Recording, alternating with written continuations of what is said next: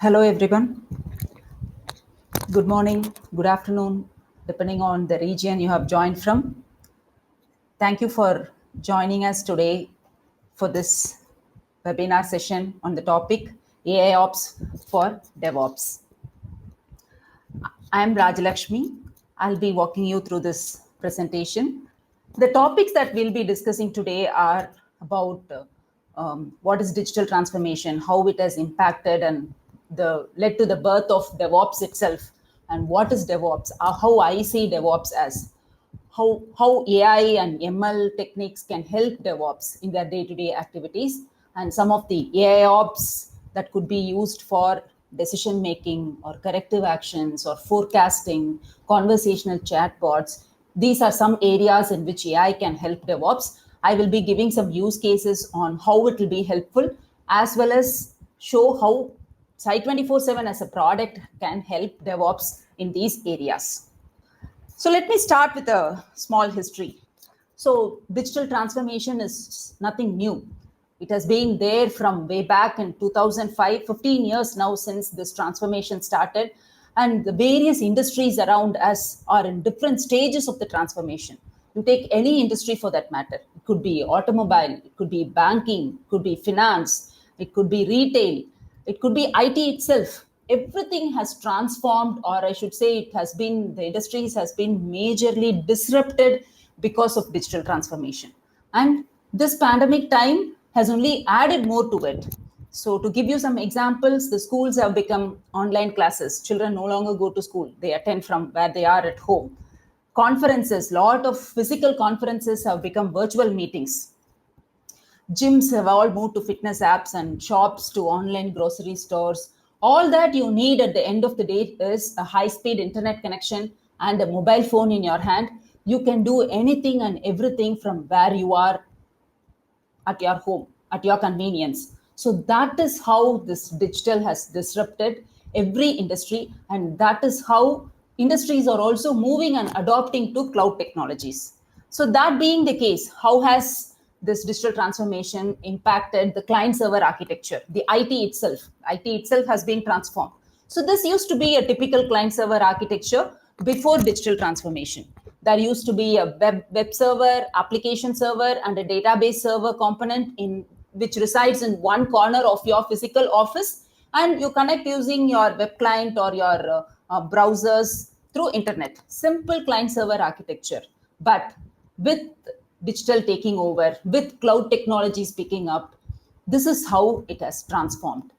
Everything you need, be it your monitoring solution or your communication softwares, your collaboration tools, all applications are now moved to the cloud. Your platform layers, your object storage, queue, database, they have also moved to the cloud. And your infrastructure, compute, block storage, network, everything is moved to the cloud. So gone are the days where you have to worry about procuring your infrastructure components if you have to start working on your application. They're all available as service today. Make use of them and start building your application. So if I have to put the application in layers in cloud architecture, these are the various layers in any cloud architecture. The topmost is the end user layer, which is nothing but the cloud clients, where the clients connect to your application using web browsers or mobile apps or tablets. And the next layer is the application layer, the software as service layer, where actually your business logic is hosted. You have to more focus on this layer. The next is your platform layer, which is PaaS, platform as a service. There are providers for platform as a service as well, and which consist of caching servers, your SQLs, your NoSQLs, your queues, your microservices. All this forms the platform layer. And the bottommost is your infrastructure layer, which comprises of your physical servers or virtual servers, your cloud servers, load balancers, firewall, network, router, switch. Everything comprises the infrastructure layer. So if you have to do any cloud application or move your IT to cloud, your applications to cloud, your business to cloud, you have to take care of all these four layers. That is very important.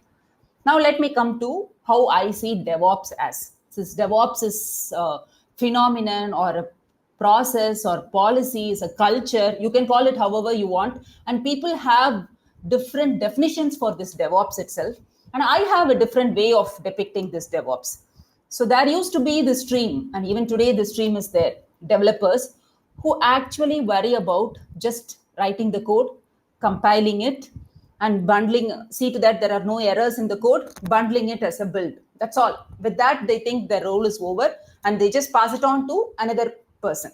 And the other person is the operator, who actually takes care of deploying the build, attending to customer complaints, making sure the application performance is good, keeping up with the SLAs and the availability of the application, analyzing the performance of the entire application that is deployed. So all that used to be the role of operator.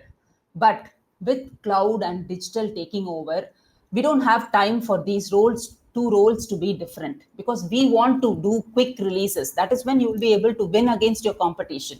So quicker release cycles, fail fast philosophies led to the birth of DevOps. And I see this as the merge of these two roles, where the person has to have some amount of knowledge of what is happening in the development to some amount of knowledge of how it is being deployed and how it is being performance and availability is taken care.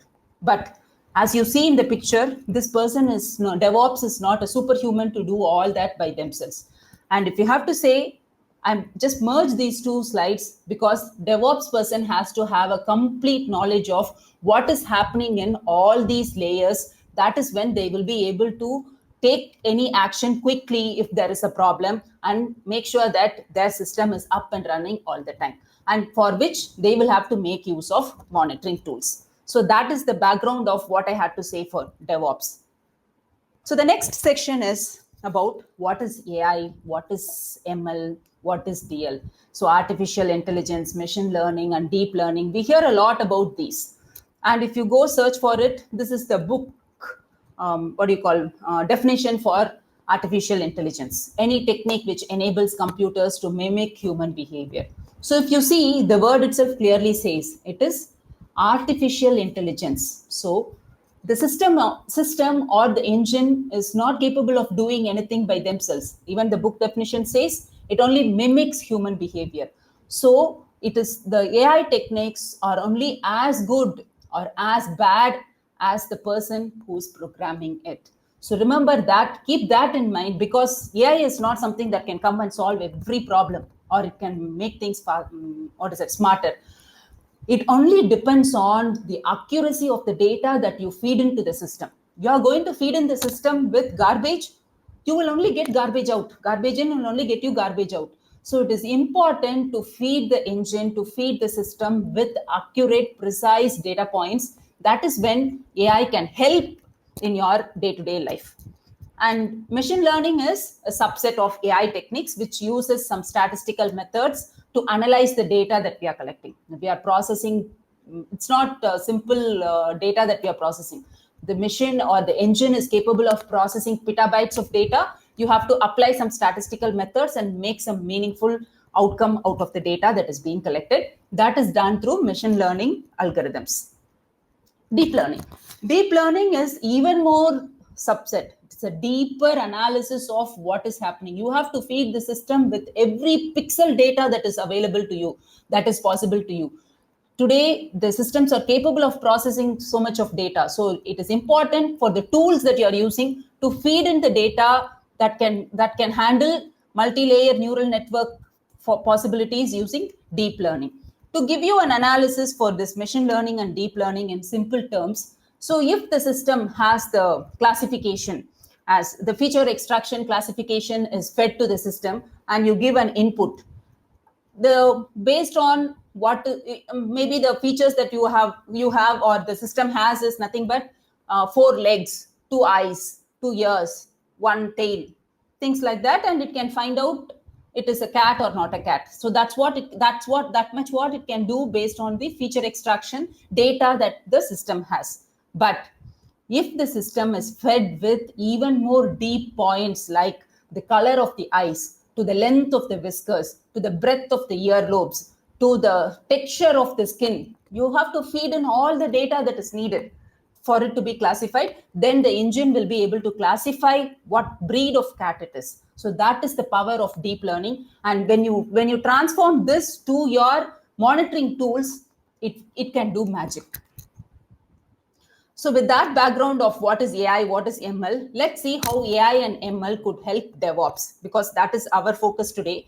That because AI and ML can be applied in all fields around us. So let's see how it can help DevOps.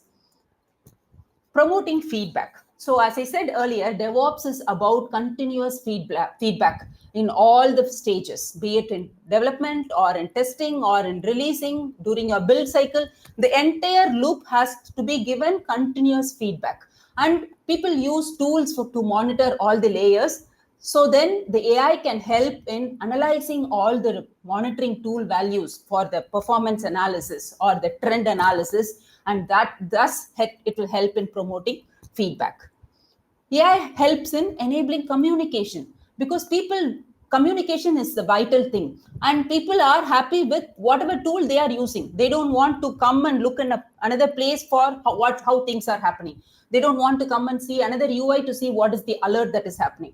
So AI helps with chatbot integrations that is available in many tools, where you will be able to, whatever communication channel you're using, the AI can help in chatbot integrations, and thus you can see all the alerts in your tool that you're using. So that is another way it can help. Managing a flurry of alerts. This often we get, right? When you're using tools, you get loads and loads of alerts. So you need to segregate. The AI engine will be able to help you in segregating the alerts based on severity. It can also assign a technician to an alert based on how past history. AI only works based on past history, based on how the systems have been or the tickets have been allocated. AI can allocate a technician to a particular alert. AI can also respond to some tickets. Looking at knowledge base that is available, it can respond to tickets. So managing a flurry of alerts is possible, and AI can do a lot of help in this area.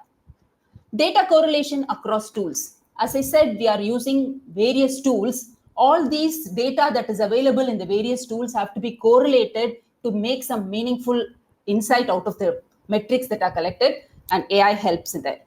Evaluating past performance, because every time when you make a build or every time when you make a release, how do you compare that with the previous releases?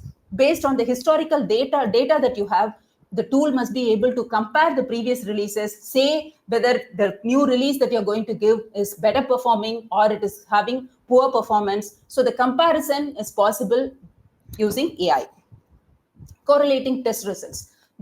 We do a different types of tests. We do unit tests, we do regression tests, we do automation tests. As DevOps, people end up doing lot of tests, and the test results are in huge numbers. You sit and evaluate all those test results, it's only going to take more time. Based on when you feed the system with accurate data, the AI can help in correlating the test results and say, yes, you can go ahead with the release. It can help in quicker releases. Fine-tune deployment strategies. When things move to the cloud, you have multiple deployment levels. You have a developer setup, you have a staging setup, you have a pre-deployment setup, and you have a final production setup. So you have to make sure the build is working fine and all this, and the configurations that you make, the deployment configurations that you make in each of these stages are passed on correctly till the production. So AI can help in that area as well. And exhaustive training to prevent false alerts. See, any tool that a person uses, any monitoring tool should have the capability of alerting. The other equivalent important point is preventing false alerts, because that's going to, that's going to have a bad impact on your domain. Because if you give a false alert, people will not believe the tool. People will, the trust that they have on the tool will be gone. That is very important. So to prevent from false alerts, the system has to be trained exhaustively, and that's when AI will be able to help in taking corrective actions. So these are some of the areas in which AI and ML can help DevOps. At Site 24/7, we also have a lot of use cases, and we have been working on, or we have been using all the AI ML technologies, and we do give our customers a lot of useful metrics and analysis, and those use cases is what I will be covering in the next session. So I'll be talking about 4 important use cases that AI Ops Site 24/7 can give for DevOps. Let's see an example how AI can be. First thing is AI for decision making. How can AI be used for decision making? Let's take an example. So the IT operator's decision making depends on various parameters. Suppose something goes wrong. It's a cloud environment and your system is down. As a human being, the IT operator's decision, what to do next, depends on various factors. I've just listed some of the factors here, some of the parameters. Application code. There could be some problem in the code that is being written. There is a exception that is being thrown in the code, and that's causing the downtime. It could be the server parameters. It could be that the disk usage is full or the memory is shooting up. The CPU utilization is shooting up. That can cause a downtime. It could be the VM metrics. If you have virtualization environment, the VM metrics could be a problem. Could be the network data, the amount of bytes of data that is being sent, bytes in, bytes out data, that could have some problem, that could have an impact on your system going down. User access details. Possibly the system is down or your application is down only for a particular user and works fine for other users. So that could be a reason. App logs. You have to look into the multiple deployed application logs across multiple data centers and in multiple environments. So that is important. Cloud configurations. If you have cloud, the cloud configuration plays a role. Event logs have to be looked into. Geography data. Possibly the system is working fine from one location and it's not working fine from the other location. And the reason for that could be the ISP is down in that location. So no amount of taking care of your code or your infrastructure helps. If the ISP is going to have an issue, the system will not work for the end users. So as a human being, as an IT operator, the decision that they have to take on what needs to be done when something goes wrong, how do I go and fix that, depends on in various parameters. These parameters are covered in that layers that I talked about. The problem could be in the end user layer or in the application layer or in the platform layer or in the infrastructure layer. If you're going to use different tools for monitoring all of these layers, you're going to have problem to look into all of these layers separately. So the IT operator has to look into all these layers from one single console. And if you are feeding the data, if you are feeding the engine with all these relevant data points, that is when the AI engine will be able to help you with accurate decision making. At Site 24/7, we do have all these capabilities in place where our AI engine will be able to do this predictive analysis based on the data, the past history data that we have collected from contextually from all these layers. The AI engine will be able to give smart operational insight and give you predictive analysis, thus helping in decision making. I'll show you some example screenshots. This is a likely anomaly that's a screenshot that I have taken from the product. So this says that the response time has surged to 5,519 milliseconds in Dallas, in a particular region.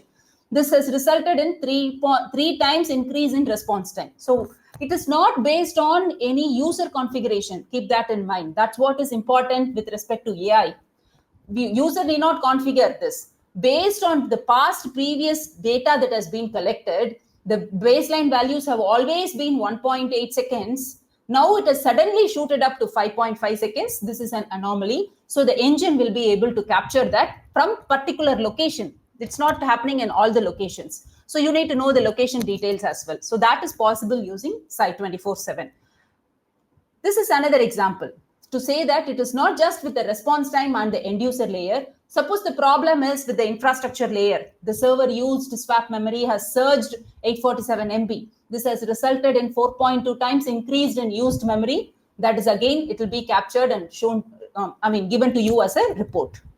So there are different types of, there is a separate anomaly dashboard that we have, which will list all the monitors and it will list all the types of anomalies that are present there. You can choose the time period and to go and see what are all the anomalies there. And the severities, we have 3 different severities: the confirmed anomalies, likely anomalies, and info anomaly. And you can choose to see what are these. So this is how AI Ops in Site 24/7 helps DevOps in decision making. Moving on to the next one, AI for corrective action. Can AI be used for making some corrective actions? Here again, I want to give an example.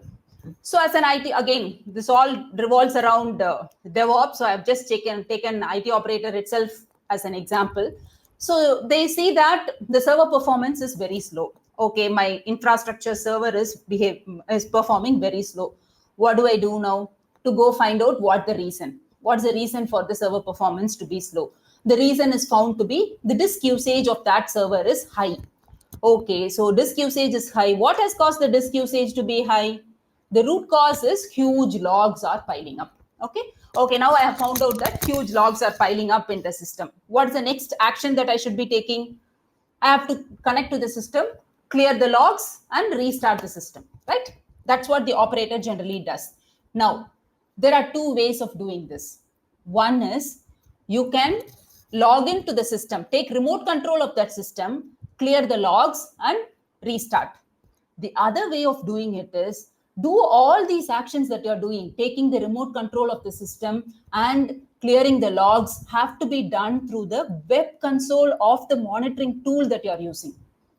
If you are able to do that from the tool instead of directly connecting to the system, you get the difference, right? If the tool, the monitoring tool that you're using is providing you with such capability of doing telnet to the remote system from the web console, that is when the AI engine underlying will be able to learn those steps and help you in making that actions in the future. So that is what we are aiming to do. Then the server performance will be back to normal. We are not yet here. I'm just saying this is a futuristic direction for Site 24/7 AI Ops, because even today, even though we say AI, using AI, we can do a lot of automations, automatic things. In the production setup, we don't have that confidence to leave it to a script to restart a system. I mean, not even, restart can be done, to go and do some destructive operation. Clearing logs is destructive operation. You are deleting it. We will not depend on a script or automation script to clear logs in a production system. There will be manual interference there. We want to make sure, double confirm that we are only clearing correct things and do that manual work. That bit of manual intervention is still there today. To automate that, the system has to be trained efficiently. The confidence has to be built in the system. That is what we are aiming at Site 24/7.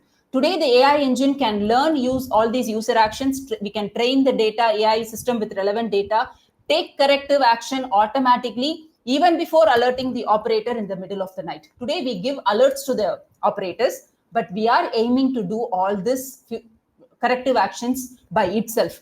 And that will come only with confidence. At Site 24/7, if you see any feature that we release, we make sure we run it internally for at least minimum 18 months, 1.5 years, to make sure the product is mature. That too, with AI, we have to train the system with all these data. And only when we are 100% sure we are confident, because we use our tool to monitor our own data centers.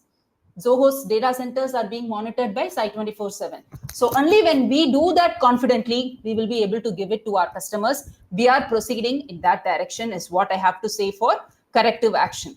The third point is about forecasting. So in line with corrective actions, we do have some forecasting techniques. So it's not just that you have to do only after a problem has occurred, go and help in decision making. Even before a problem occurs, the engine can help in forecasting.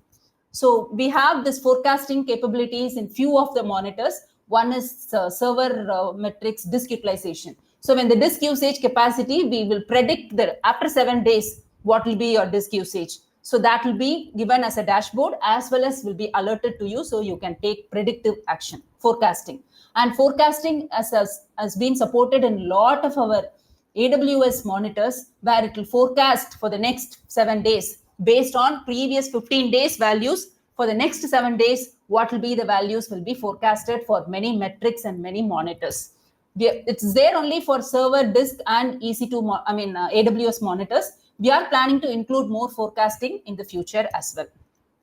The last section is on conversational chatbots. As I said earlier, chatbots are important, and AI can help in that. Site 24/7 AI engine can integrate with any chat application and provide meaningful conversational insights using chatbots. We have integrated with our own Zoho Click, as well as with Microsoft Teams. So Site 24/7 and Microsoft Teams. If you are using Microsoft Teams for your internal communication, you can just integrate Site 24/7 and give some commands in your Teams control from your Teams console. You will be able to get all the details that you need. Some examples are, what is the status of all the monitors? If you give that as a command, it will list you how many monitors were down, how many are in trouble, how many are in up, suspended. So all this will be fetched and it will be seen inside your Microsoft Team console. Availability of a particular monitor this week. So in this week, you can choose any time period. So the list of commands are all available as help documentation. You can make use of it. So it will give you the total uptime, total downtime, total suspended time, and details like this. And you can also fetch the RCA of a particular monitor or a monitor group. View RCA will take you to that particular root cause analysis, and you can create a ticket from here. Raise this as a ticket in some ticketing software that you have integrated and submit. A ticket will be created. You can also pick up an alarm. You know there is an alarm that is being there. You can say pick that and assign it for yourself so that you can quickly act on it. These are just some sample commands that I have given.